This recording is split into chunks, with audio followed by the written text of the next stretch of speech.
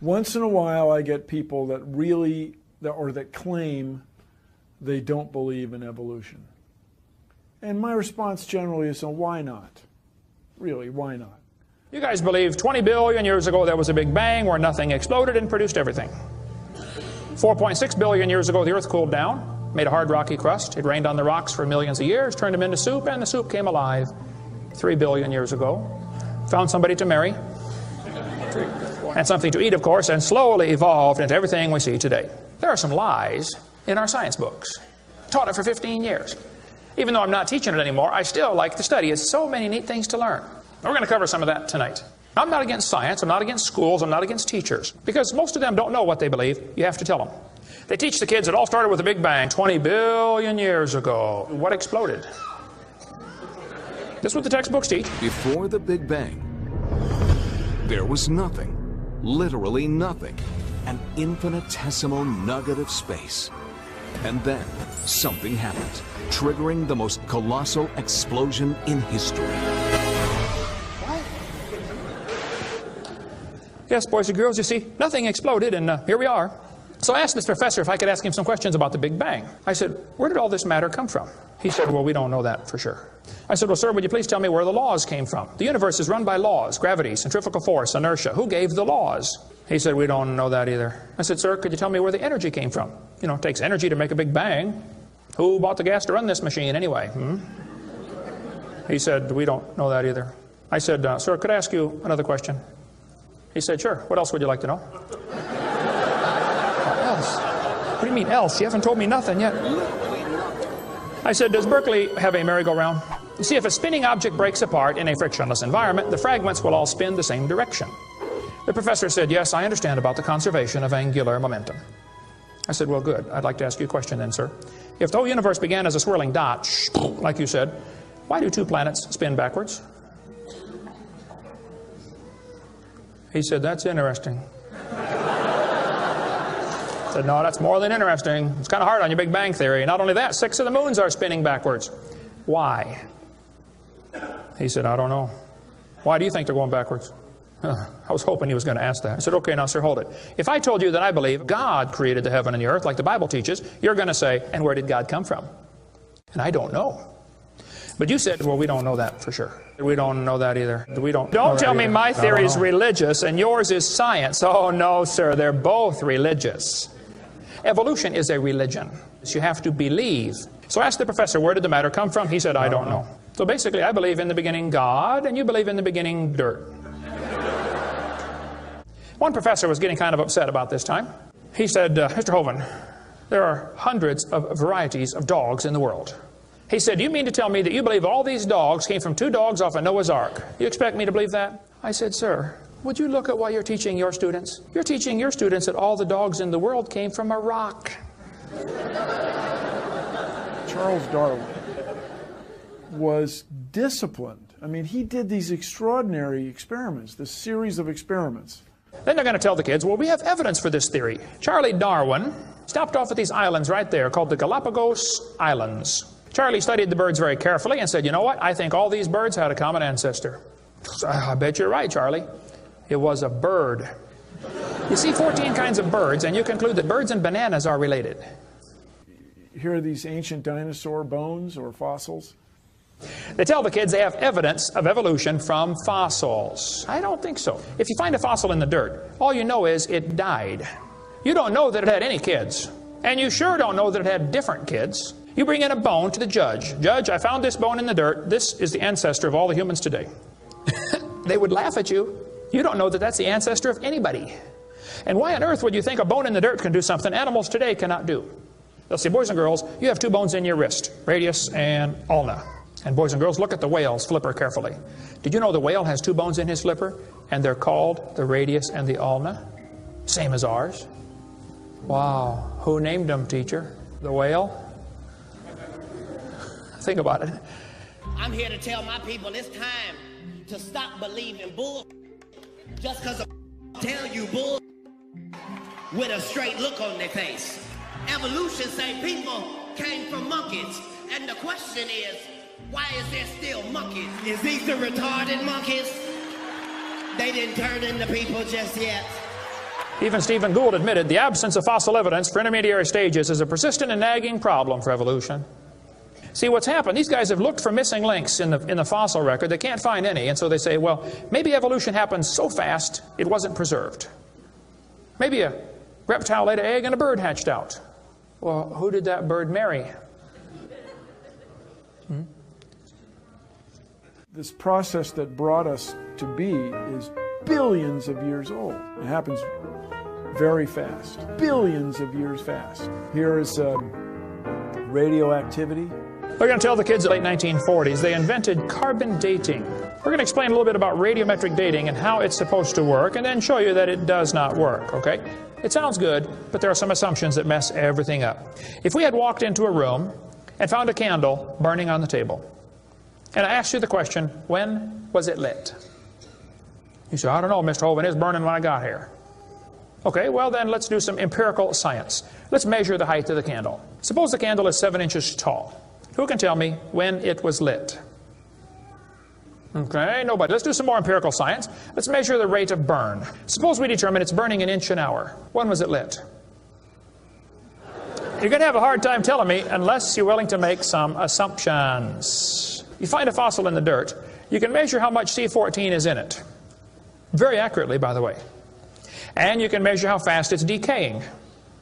That's just like measuring the height of your candle and how fast it's burning. Now, when did that animal die? You don't have a clue. Here's what you ought to consider about carbon dating. Samples of known age, it doesn't work.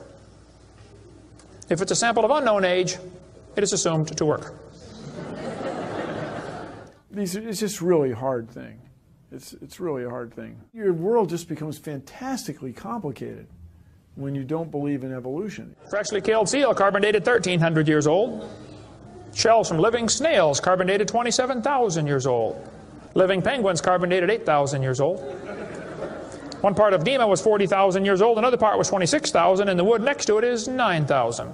Then they tell the kids about the geologic column. They say each of the layers is a different age, you know, Cenozoic, Mesozoic, Paleozoic, Archeozoic, all them Zoic boys. Now, if you get a petrified tree standing up, running through different rock layers, I don't think it's smart to say those layers are vastly different ages. Those trees did not get slowly covered by the sediments over millions of years. They would rot and fall down. Crazy. They'll say, boys and girls, you have an appendix that you don't need anymore. That's a vestigial structure. That's proof of evolution. Well, excuse me, you do need your appendix. The appendix is part of your immune system. If your appendix is taken out, you can still live, okay? But it increases your susceptibility to quite a few diseases. You could live without both your legs and both your arms and both your eyes also. That doesn't prove you don't need them.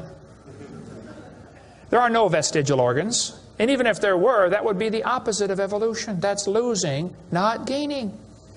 I was taught when I went to school, man used to have a tail, but he lost it because he didn't need it. I thought, didn't need it? Have you ever thought how handy a tail would be? Have you ever come to the door with 2 sacks of groceries? Wouldn't that be nice, man, be able to grab that door and walk right around and get in it? Lost it because we didn't need it.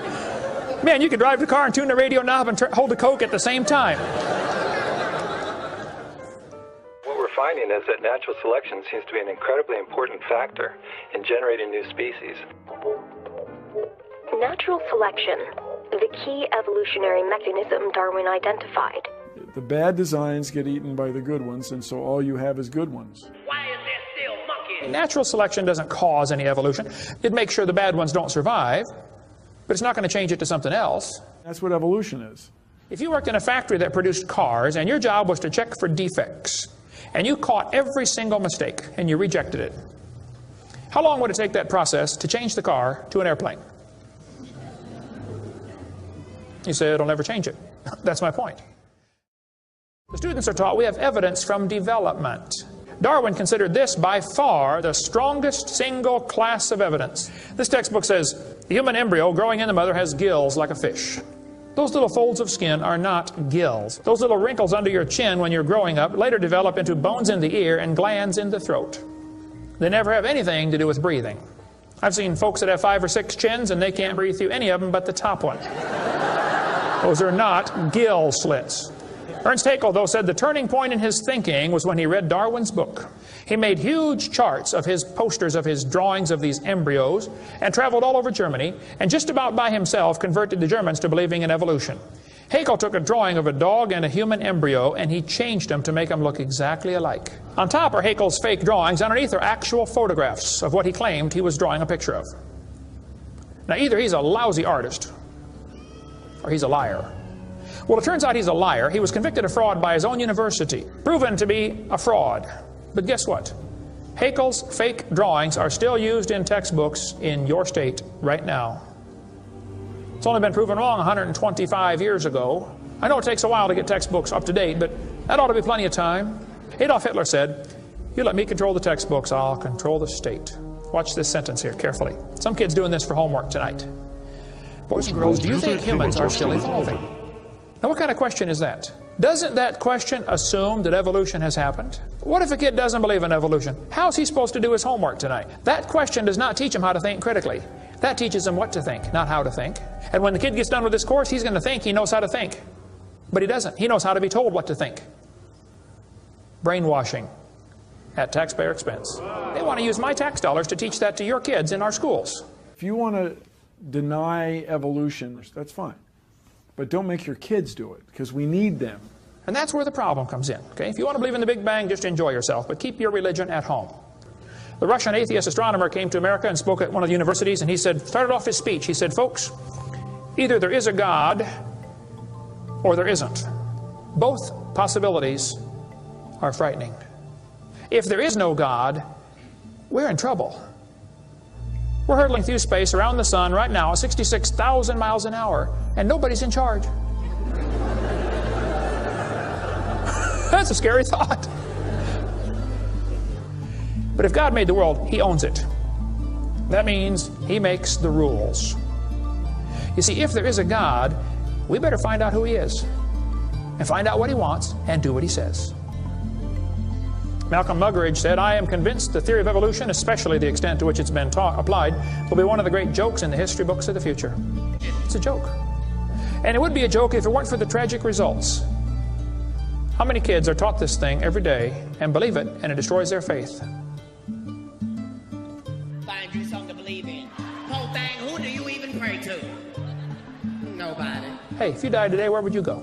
You ought to think about it, because you will be dead for a long time. Doesn't matter how long you live, you're going to be dead longer than that. You know, George Washington died 200 years ago, and he's still dead. How much longer does he have to go? You're going to be dead for a long time. All you get in this life is a little bitty dash between two dates. Just a little, and it's gone. What are you going to do with your dash? Where would you go if you died? Now, if you're not sure you're going to heaven, you ought to give your heart to the Lord and get saved. Say, "Lord, you may have it," the whole thing. If you are saved, you ought to find something to do for the Lord. And you ought to quit worrying about getting a fancier car and a fancier house and start worrying about who's going to heaven or hell. Maybe God gave you that good job so you can give some money to missionaries, not so you can build a bigger, fancier house. God loves you. God has a plan for your life. And if you don't want it, well, that's your business. But the devil is laughing at you for believing in that. But God loves you, and He wants you to come to heaven. And if you'd like to find out how to go to heaven, come see me. I'll be glad to show you.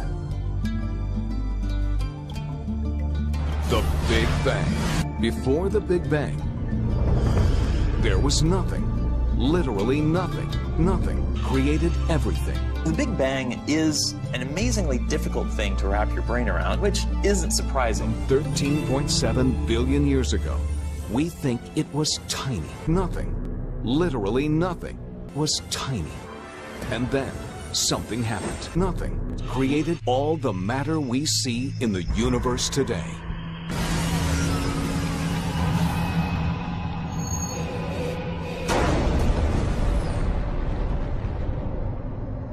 Nothing is more powerful than nothing. And that's what trips most of us up.